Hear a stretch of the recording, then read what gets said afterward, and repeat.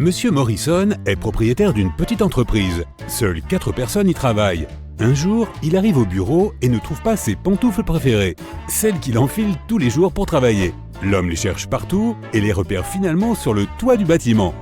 Monsieur Morrison est furieux. Il redescend dans le bureau et commence à interroger ses employés. Daniel déclare « Je ne savais même pas où vous rangiez vos pantoufles ». André dit « J'ai le vertige, je n'aurais jamais grimpé là-haut ». Sandra dit « Je porte des talons hauts aujourd'hui, je peux à peine marcher avec ». Émilie dit « Je vous respecte trop pour faire ça ». L'un des employés ment, de qui s'agit-il?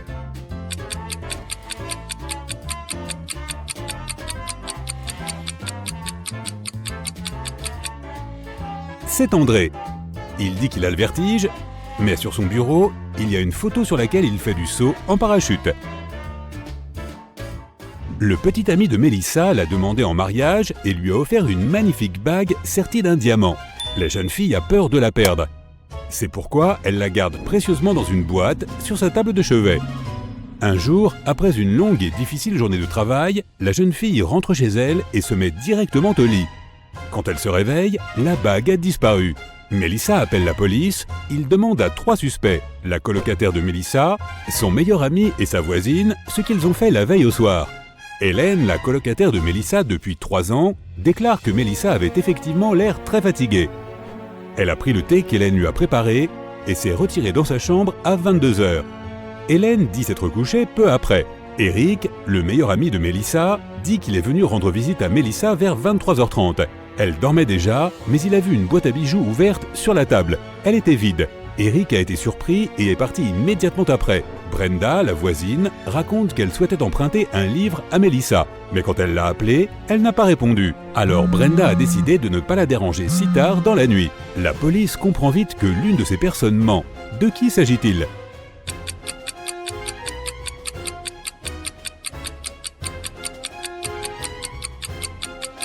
C'est Eric.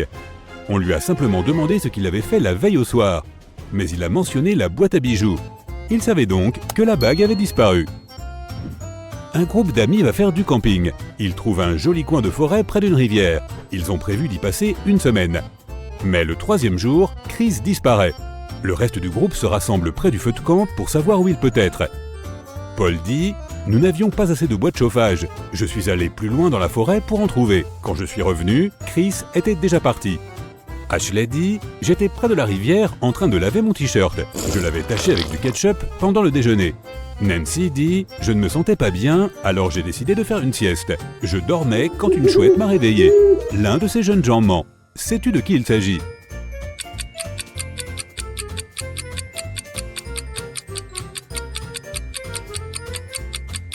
C'est Nancy. Les chouettes dorment pendant la journée, cela signifie qu'une chouette n'a pas pu la réveiller.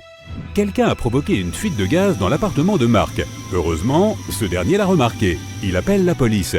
Après avoir fouillé l'endroit, ils trouvent une montre. Marc prétend que ce n'est pas la sienne. Le détective décide de tendre un piège au coupable. Comme la montre a l'air chère, il va sûrement revenir pour la récupérer. Vers minuit, ils entendent la clé tourner dans la serrure de la porte. Au bout d'un moment, un homme entre.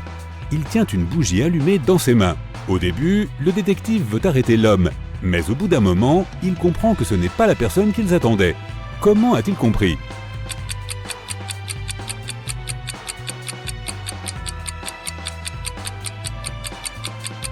Quoi que l'homme ait fait dans l'appartement de Marc, ce n'est pas lui qui est responsable de la fuite de gaz. Ce criminel ne serait pas entré dans l'appartement en tenant une bougie allumée, puisqu'il serait convaincu que l'endroit était encore plein de gaz. La police découvre qu'un gang va braquer une banque. Un agent sous couverture est envoyé dans le restaurant où les criminels se réunissent tous les soirs. Sa tâche consiste à placer un minuscule traceur GPS sur l'un des membres du gang. La police saura alors où il se trouve et pourra empêcher le braquage. Le chef du gang est le cerveau du groupe. Tous les autres membres ne sont que des gros bras. L'agent infiltré doit particulièrement se méfier du chef car ce dernier peut facilement repérer l'appareil. Mais aucun autre membre du gang ne le remarquera. Où l'agent doit-il placer le traceur?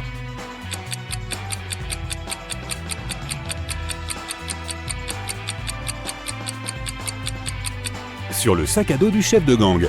Il est la seule personne à pouvoir repérer l'appareil, mais pas s'il est sur son propre dos. La police reçoit un appel de la maison d'un homme extrêmement riche. Il n'est pas rentré chez lui après avoir fait son jogging. Lorsque plusieurs policiers arrivent sur place, ils interrogent toutes les personnes présentes dans la maison. Il s'agit de la femme de chambre, de la femme du millionnaire et de son chauffeur. La femme de chambre déclare « Lorsque M. Jones est parti faire son jogging, il m'a demandé de préparer son petit déjeuner.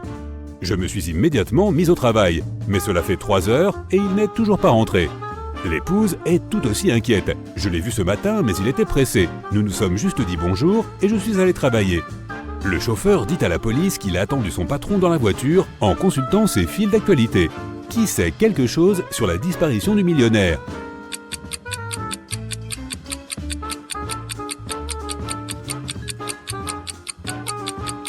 La femme de chambre ment. Si elle avait coupé les pommes pour le petit déjeuner il y a 3 heures, elles auraient déjà bruni à l'heure qu'il est.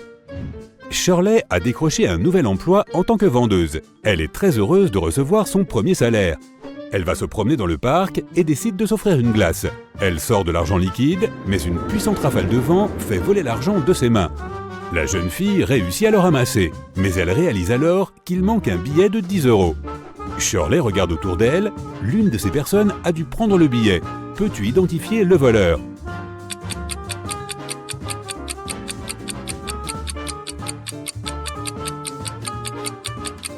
C'est l'homme à la casquette de baseball rouge. Le billet se trouve sous son pied droit.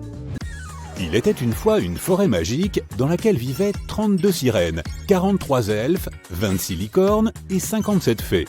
La forêt a été maudite et tout son équilibre a été perturbé.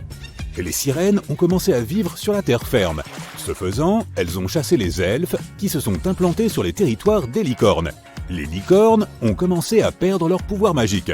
Elles ont eu besoin de poussière de fées pour survivre. Et les fées ont commencé à travailler bien plus qu'avant, ce qui les a épuisées.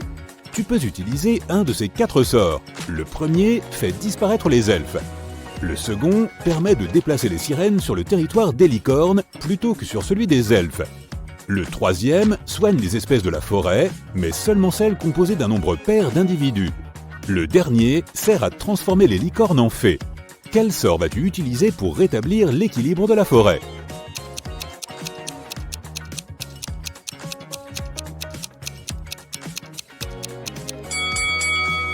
Tu devrais utiliser le troisième sort. Les sirènes et les licornes sont les 2 espèces qui ont besoin d'être guéries et elles sont en nombre pair. Madame Collins a 5 filles. Anna, Elle, Eve, Anna et Ava. Qu'y a-t-il de spécial dans leurs prénoms?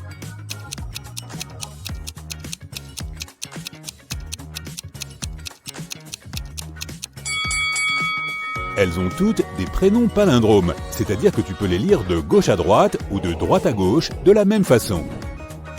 Adam voyage autour du monde. Il découvre un petit royaume. Il n'a pas de plan ni de connexion Internet.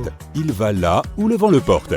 Il ne peut lire aucun panneau du petit royaume car il ne connaît pas la langue locale. Il entre dans un beau château et rencontre 2 filles.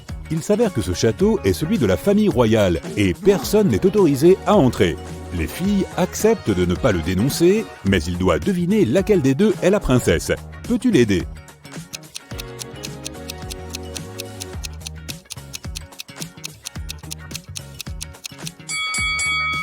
Regarde sur le mur, il y a un tableau de la reine avec sa fille. Elle est identique à la fille de droite. Je parie que c'est elle, la princesse. Geneviève est une voyageuse du temps. Elle voyage jusqu'en Grèce antique. Elle est tellement épatée par ce qu'elle voit qu'elle oublie de prendre des précautions pour se fondre dans la masse. Elle se fait arrêter et on la conduit devant l'empereur. Celui-ci comprend que Geneviève est étrangère et commence à lui poser des questions. Il ne croit pas un mot de ce qu'elle lui dit. Il a tout de même un bon fond et il décide de donner à Geneviève une chance de se libérer. 3 jeunes femmes se placent devant elle. Elle doit deviner laquelle des 3 est la fille de l'empereur pour pouvoir être libérée. Peux-tu aider Geneviève?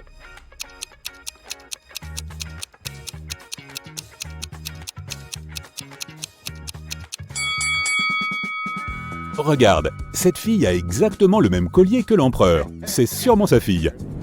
On invente enfin la machine à remonter dans le temps. Des criminels en profitent pour voyager dans différentes époques et perturber les flux temporels. La police du temps est à leur trousse et les officiers ont besoin de ton aide. Regarde cette image, où se trouve le voyageur du temps.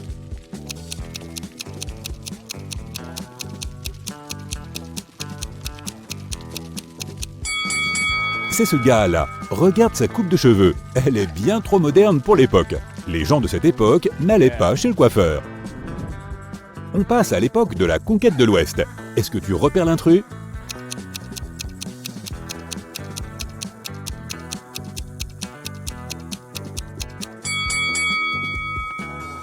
C'est lui, il porte des baskets modernes.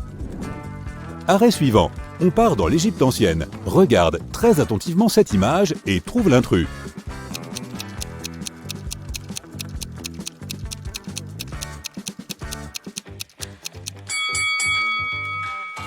Qu'est-ce qu'elle porte, cette fille? Un débardeur et un short? Non, ce n'est pas son époque. Ok, il en reste d'autres à arrêter. Ici, par exemple, est-ce que tu repères quelque chose de suspect?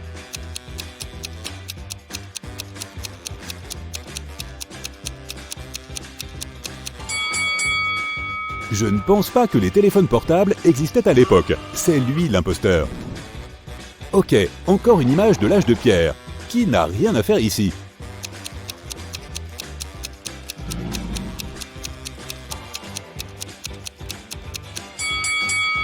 Cette fille ressemble à une femme des cavernes, mais elle lit un livre. Les livres n'existaient pas à l'époque.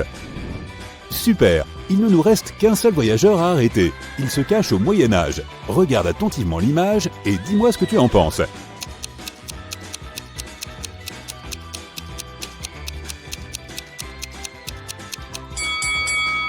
Cet homme porte des écouteurs.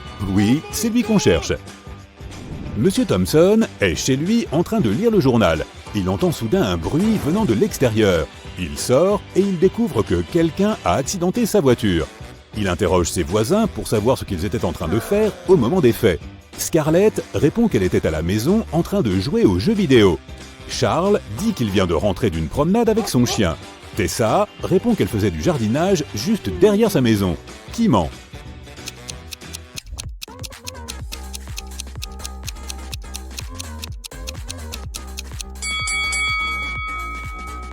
Tessa, elle n'a aucun outil de jardinage sur elle et elle n'est pas vraiment habillée pour.